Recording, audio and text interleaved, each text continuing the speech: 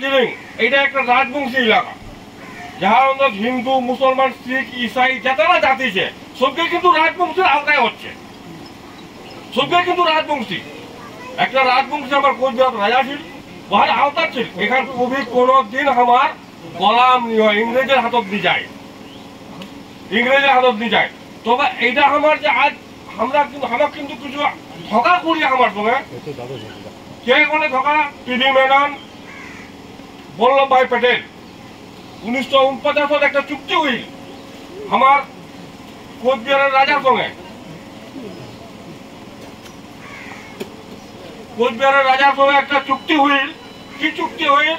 যে আমার এইটা রাজবংশী এলাকার লোক সাবসিডি যেমন অর্ধেক দামত কাপড় চোপড় খাদ বীজ সবকিছু অর্ধেক দামত মিলবে, কিন্তু মিলেনি। আজ আমার এই যে কেন্দ্রীয় কমিটির কিছু নেতা যারা কিছু অর্জন করলে, কিছু অর্জন কি করলে, এই যে স্কুলরা আমার কিন্তু ছিঁড়ে পেলে রাজবংশী ভাষার কোনো স্কুল নিছিল। আজ কিছু স্কুল যারা আমার কেন্দ্রীয় কমিটির নেতারা কেন্দ্র যায় যারা এটা ঠিক আদায় করে দিলে, কিন্তু সম্পূর্ণ হয়নি।